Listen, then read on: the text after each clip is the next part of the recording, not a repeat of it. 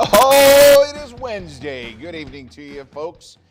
Meteorologist Don Schweneker here for the weather show tonight. We got a lot to talk about. We've got the tropics still causing problems. We've got cold air damming over us. What does that mean? I've had several emails about this. Yes, I know it looks terrible, my beard. As a matter of fact, I had a lady write me today and say, I am 96 years old, Don. I do not like your beard. Please shave it. And to that I say, I don't like kids having to deal with brain tumors. So that's why I'm doing this whole unshaving thing. We're doing No Shave November here at ABC 11 IM. And while I'm not shaving, I'm raising funds to benefit the Pediatric Brain Tumor Foundation.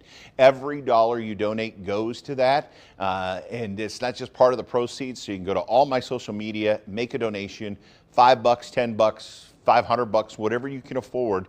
I sure would love it. And it helps kids fighting brain tumors. All right, let's talk about our weather headlines tonight. We got rain moving in. It's going to get wet around here tomorrow, so be ready for the shower activity. Definitely going to need the rain gear for your Thursday. Tropical update. And we're not done with the tropical season just yet. Oh no, we could have Tropical Storm Sarah by tomorrow. And the dam breaks. We've got cold air damming. We've used that term a lot this week. But what does it mean? CAD is the abbreviation, that CAD. We'll talk about that in the viewer question coming up in just a bit. If you're new to the show, though, we always get things started with just a good old forecast. If you're here to find out what the weather's doing, that's what we're going to talk about right now. Live look at our first alert Doppler net tonight scanning. The sky's not seeing any rainfall around here. We stay rain-free through the overnight, even though the clouds are building, and you do not have to worry about the rain showers. Now, this is our color vision deficiency, CVD radar. It's for people who have trouble seeing reds and greens. On the weather show, we zoom it out to where the rain is. If you go to abc11.com/weather, it's always zoomed in on our area. And so if you have problems seeing reds or greens, or you have somebody who's traditionally been colorblind, this is the radar for them. It's on abc11.com/weather. We do have showers out in the Midwest tonight. We'll talk more about the rain that's working from St. Louis to Champaign, Illinois, over to Cincinnati, Ohio. Around here tonight, we are dry. Live look at our first alert Pendo Sky Cam in downtown Raleigh, 301 Hillsborough Street. Cloudy skies now, 50 degrees on a northeast wind at 6. You can see there's a flag hanging from the crane there, sticking out just a bit. We get gusts around 10 miles an hour, and that straightens it out. All right, show you what's happening. Satellite radar composite clear from showers here. We do see some showers down off the coast, but we're not seeing any rainfall here. But if we zoom it out, there's the rain, and the rain extends border to border from Canada and International Falls all the way down to the Gulf of Mexico. We've got a pretty significant frontal boundary pressing through the Midwest. That's what's going to head our way and bring us the showers as we head through the day tomorrow. Tonight, the clouds are here. 43 will be your overnight low. Last night, we made it to 41 in Raleigh. We saw 30s in spots across the region, so won't be quite as cold as last night, but it's still going to be chilly out there on a northeast wind at 5 to 10. That morning drive, temperatures will be in the 40s. Rain chances really ramp up as we head through the morning. So notice 7 o'clock, just a 10% chance of a shower. We're at 45 degrees, but by lunchtime, we're at 52, and I do think the rain arrives by midday, and the heaviest rain, best chances for heavy rain between about 2 and 10 tomorrow night. Just know it's going to be rainy late day, 55 degrees, cloudy and cooler than it was today. So if you got a raincoat, you might have to wear the sweater underneath because it is going to be chilly out there. Look at temperatures across the region tomorrow. Pretty uniform, running in the 50s. 54 Durham, 52 Carrboro, 54 Holly Springs, 51 in Siler City. You may sneak up to 60 in Clinton and Fayetteville. You'll be very close. Beyond that northern edge of the warmest air, so you've got a shot at 60. 53 though in Sanford, 56 in Lillington. You'll stay in the 50s tomorrow from Roxborough to Roanoke Rapids, 53 in South Hill, 54 out your door in Wake Forest, Lewisburg, and 58 in Rocky Mount. That 7-day forecast powered by AccuWeather, showing temperatures into the mid-50s. Tomorrow we warm up into the 60s. Warm up, sort of. Will be most of the day will be in the 50s on Friday, but Saturday looks great for the weekend. Sunshine, a few high clouds, 67. Some late day clouds on Sunday, 69. Monday, 72. And we'll be around 70 through the middle part of next week. Notice that rain chance on Wednesday, though. That could be the remnants of Tropical Storm Sarah. We'll talk more about the tropics. We've got old school weather. Stay with us. We'll be right back.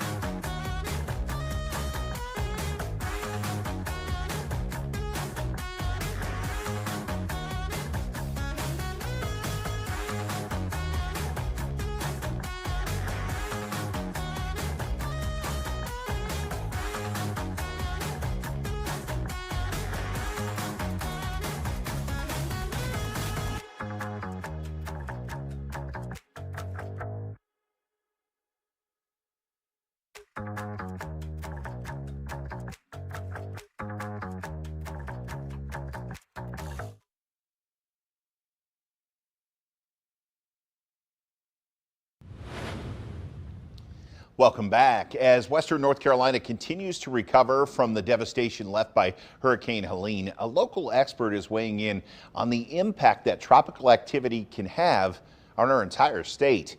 We're also diving into the drought conditions after October was one of the driest months on record.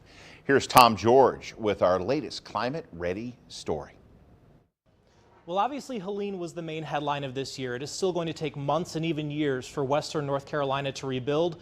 But state climatologist Dr. Kathy Dello says it's also an important reminder these kinds of severe weather events can impact not just the coasts, but the entire state. As Helene devastated North Carolina, the sheer strength of the storm shocking to Dr. Kathy Dello, not just as a scientist, but as someone who loves our state. These are places that I know and love. I have people that I'm very close to up there.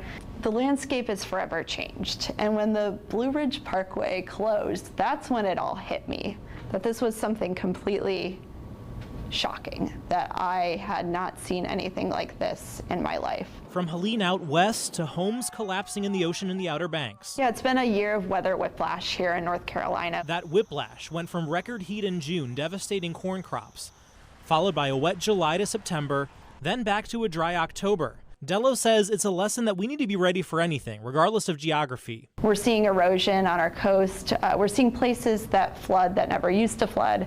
And we're also seeing sunny day flooding, which means there doesn't even need to be a hurricane, and some roads are just experiencing tidal flooding. She says creating stronger buildings moving forward needs to be considered across the state. We know that we see flooding outside of the 100-year floodplain.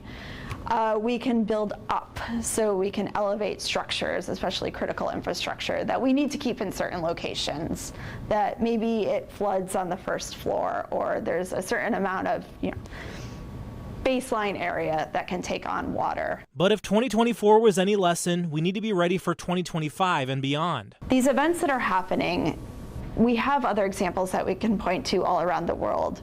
The worst things that people have ever seen. We just have to get ready for that. This is happening, it's here and now. And we are still not quite done with 2024 just yet as we head into winter. One thing on a lot of people's minds is snow. We have not had measurable snowfall in the Triangle the last few years. And for those dreaming of a winter wonderland, it looks like that trend may continue. She says with La Nina patterns and the drought we've been seeing, it is another below average chance for snow again here in the Triangle this winter. Tom George, ABC 11 Eyewitness News. Snow lovers will not rejoice around here. The good news is they can make snow in the mountains at least, so if you are a skier, it will be cold enough, I think. We'll get some snow in the mountains. Old school weather. Time to do some old school weather. Why do we call it that? Because we really break down the weather the way they used to on certain channels back in the 1990s. We'll start with the tropical season. And where are we? We're way past the peak. You'll notice today we're actually kind of in the final lull. Not much happening right now, but there's a little surge toward the end of the month of November. And sure enough, in that little surge, we get a chance at Tropical Storm Sarah. Now, right now, it's potential Tropical Cyclone 19, expected to become a tropical storm sometime tomorrow through Saturday, and that's about as far out as the model goes. It meanders down here around the Yucatan Peninsula, or south of the Yucatan Peninsula, down toward Belize and Nicaragua, but then the models pull it to the north. So here is the spaghetti plot. Here it is just sticking around Nicaragua, Belize, Cancun. Then it turns to the north and east, and the models do take it up into western Florida, where a lot of question marks on this. Some of them bring it to the south, some of them bring it to the Panhandle, some of them kill it off before it even gets there. So lots of question marks on where this thing will go, but Tropical Storm Sarah is what it would be known as, could become Hurricane Sarah later on in the week. If it were to hit Florida, it would be sometime next Tuesday into Wednesday. Of course, we'll be watching that. Here's what the modeling is showing right now. You can see it's down here to the south. It's just that blob of green down there. We're going to advance this. There it is sitting there. This is Monday morning, still over the Yucatan Peninsula. This could cause massive flooding in Honduras and Nicaragua. Then it's going to pull to the north and to the east. Now, this is a European model. It shows the low staying out here over the warm water. That is bad news because that would keep it a tropical storm as it passes through Florida. And notice as it goes off our coast, this would be Thursday of next week. It does throw some rain back at us.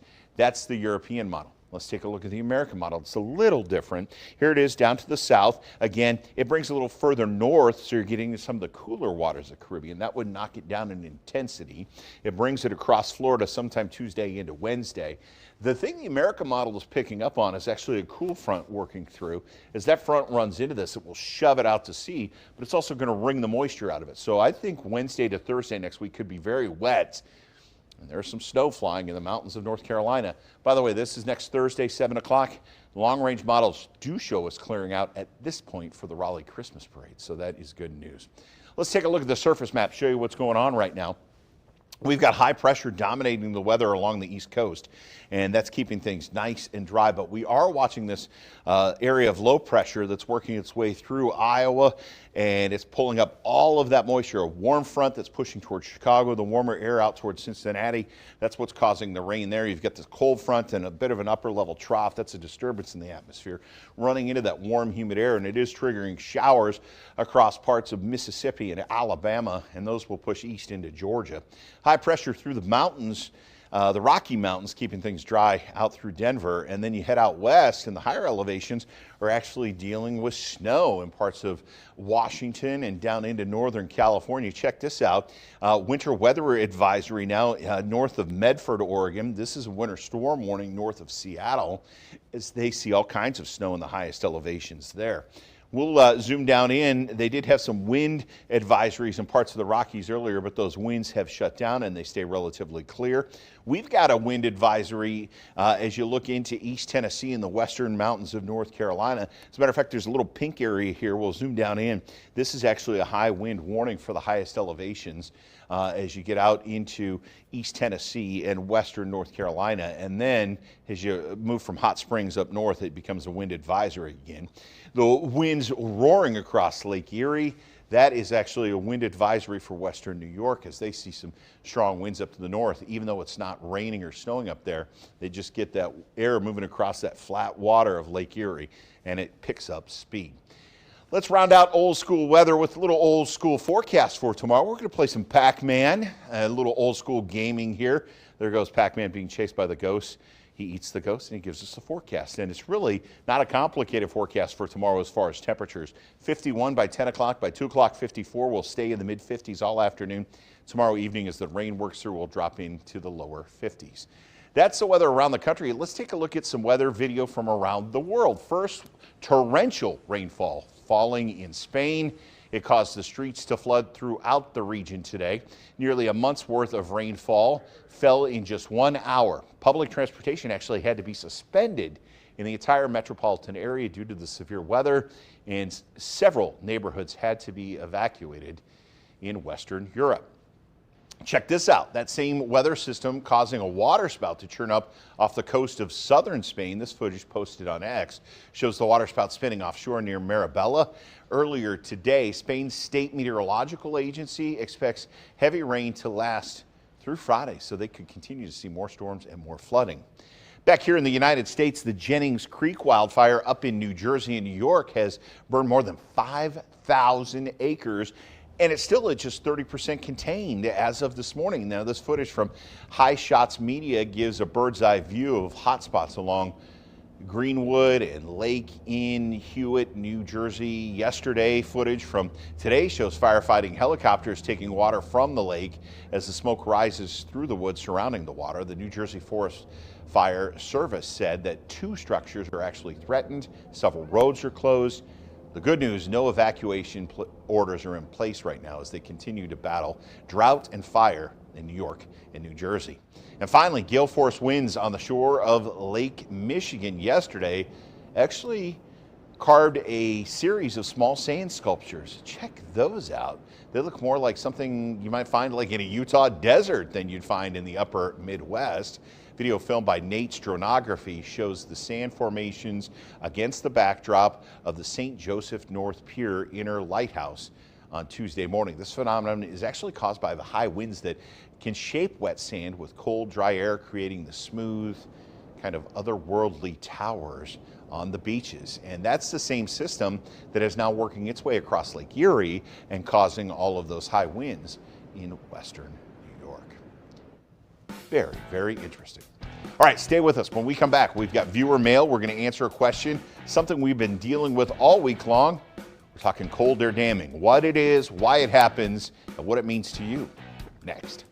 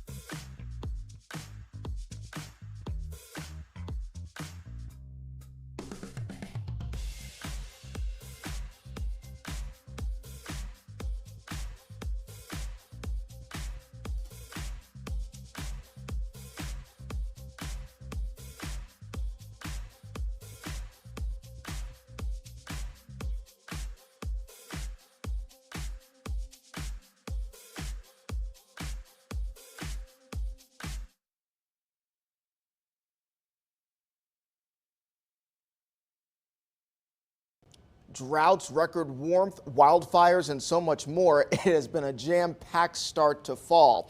AccuWeather long-range meteorologist and lead hurricane expert Alex De Silva joining us now to help us make sense of it all. Alex, it was a pretty warm fall here in Raleigh so far. How many records were broken in October? Well, it wasn't just a warm October in Raleigh. It was a warm October everywhere. If we bring up the map here, this is a list of all the counties in the United States. And you can see everywhere where you see orange or red, this is where we had counties that were above the historical average for the month of October. And we had over 5,000 daily records broken during that month. You can see actually the warmest departures from average were actually in the southwest and even up in the northern plains as well. But even if you look into the east here, a lot of these counties across the east are still lit up in orange, indicating that it was a very warm October. And in fact, if you average out the entirety of the United States, it was the second warmest October on record as a country.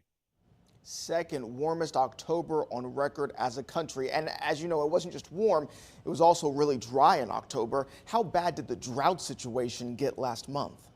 Yeah, the drought, the heat can kind of lead to a drought, right? If it's really warm, that can really help to kind of dry things out. And we've really seen the drought monitor really expand here over the last couple of weeks and last couple of months here. Look at this. Almost the entirety of the country is under some form of drought right now. There's a few exceptions across the far southwest, right on the coast, far northwest in Florida. But you can see just the extent, those darker colors really indicating where the drought is severe to even exceptional. And if we zoom in there towards the Raleigh area, Charlotte, those areas, all of you guys there in North Carolina are in a dry to at least moderate drought there. So it's been a very, very bad situation. And I really don't see a whole lot of rain here in the near term coming your way. So we've had some warmth across the country, in some places record warmth. We've also had droughts across the country, at the very least abnormally dry conditions. So how about our first real blast of cold air? When is that coming, and what are the overall trends that we can expect this winter? Well, in the next couple of weeks, there's not going to be a whole lot of at least prolonged cold. I'm watching the week of Thanksgiving. That kind of might be the first real shot of some really, really cold air potentially coming down, but it doesn't look very long lasting. It looks kind of transitory, so it looks like it might just come and go if that happens at all. So nothing really, really cold and prolonged. And if we bring up our temperature forecast map here, this is our kind of our winter outlook. So this is from December all the way to February, and everywhere where you see those yellows, oranges, and red colors, those are indicating areas where we're expecting temperatures to be above the historical average. So if we look down here, North Carolina, we're expecting temperatures during the winter season to average 2 to 3 degrees above average. It really takes up until the north, until you get up into the northwest, northern Rockies. This area is where we expect temperatures to be a little bit cooler. They've already started out the ski season out there, so a lot of skiers will probably be happy with that forecast there. November is certainly not feeling like November, and of course Thanksgiving right around the corner, but you're saying that hurricane season obviously isn't over just yet. It doesn't end until the end of November, and you're also saying that we shouldn't let our guard down either. Absolutely not. You can see all the storms that we've seen so far during the 2024 season. I am very concerned now looking at the Central and Western Caribbean for our next system. The next system would be Sarah, if it gets a name there. AccuWeather's been highlighting a high risk for development in this area here. The water temperatures exceptionally warm, and there's going to be very low wind shear. I'm very concerned we will be dealing with a hurricane this weekend down here in the Caribbean. And then where does it go from there? Well, big area of high pressure will be across the southeast. If it's really strong, it should just push the storm west into Mexico. However, if that high weakens a little bit, our friends here in Florida are going to have to watch this very carefully, as the storm could turn and then head up towards South Florida. Holiday season right around the corner, but hurricane season not over just yet. Alex DeSilva from AccuWeather, thank you so much. Thank you. Well, there you go. A little bit of everything with our friends from AccuWeather. Meteorologist Robert Johnson, thank you so much for that update. Let's talk viewer mail. Anna, cue the music there. Love it. And our viewer mail coming to us today from, I know the question, I'm not sure. It was from Beatrice. There we go. Down in Johnston County in Dunn, Beatrice writes in. Actually, she wrote, you've been talking about this a lot this week. I've been hearing this term, but what exactly is cold air damming? Because this happens, if you're from other parts of the country, this doesn't happen a lot in other parts of the country, but it happens in North Carolina. Well, cold air damming has to do with air that's getting stuck against the mountains. So here's the setup. You've got high pressure, big blue H, high pressure to the north.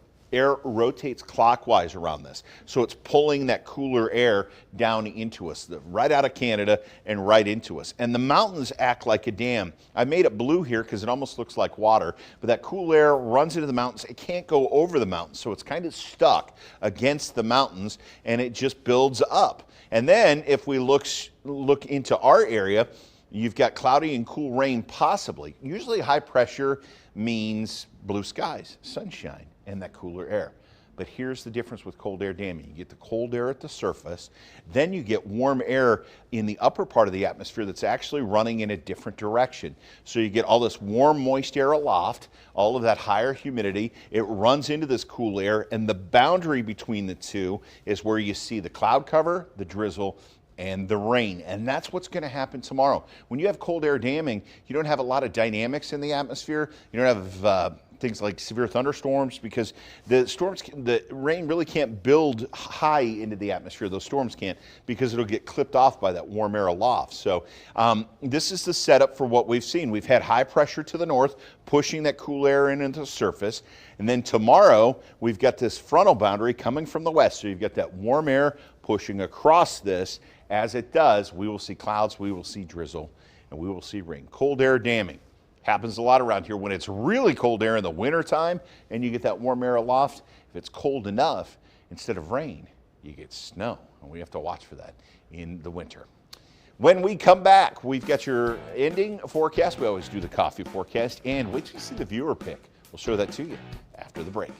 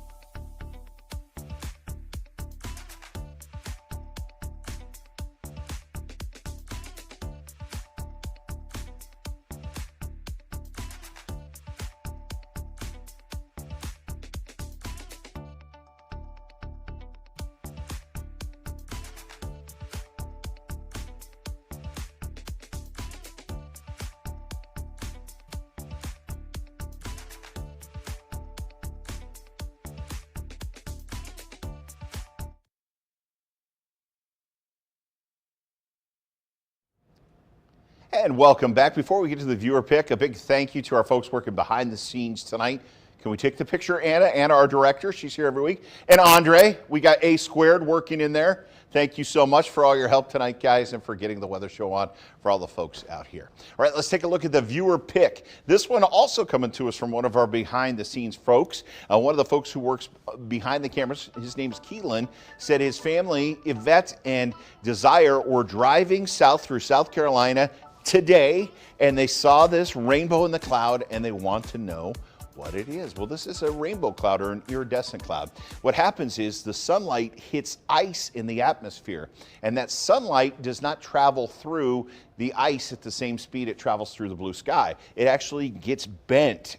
The light gets bent in the ice of the atmosphere, and it will create these rainbows. And in the desert Southwest, it can be bright enough to actually look like another sun sitting on either side of it, of the actual sun. Those are called sun dogs. But this is a iridescent cloud or a rainbow cloud. You know you got to have ice in the atmosphere to see that. So great picture coming to us out of South Carolina. Thank you, Yvette and Desire. And remember, we want to see your pictures. Just go to abc11.com/share. That's the easiest way to not only send us your pictures, but you can write us questions. We get our viewer mail questions from that, and we would love to hear from you. Again, abc11.com/share. All right, let's check your coffee forecast. We like to end with this as we head into tomorrow. I got coffee music. We'll ease into the day. I kind of like that. Yeah, Anna giving us that coffee music. And we're starting in the 40s, so you're going to want the jacket as you head out the door, or maybe a sweater, but take the raincoat. It's only a 10% chance of showers at 7 o'clock. By 10 o'clock, it's 50 degrees, and the rain chances are starting to ramp up. And even if it's not raining tomorrow, when you head out the door, grab the rain gear. You're going to need it at some point tomorrow afternoon. It may not be till 2 or 3 in the afternoon. You're going, Don, come on, where's the rain? But I promise you, those showers will be working in. Again, the best time for rain tomorrow, between 2 and 10 tomorrow night. Temperatures in the 40s, though. You might want to have a second cup of coffee. And remember, when the rain starts to fall, you can always see what's happening on the First Alert Doppler net. It is always available at abc11.com/weather. And we also have that colorblind color vision deficiency radar you can check out too. That's going to do it for the weather show this week. Thank you so much for spending part of your week with us. We appreciate you watching. We love to hear from you, and we'll see you next Wednesday. Until then, stay safe.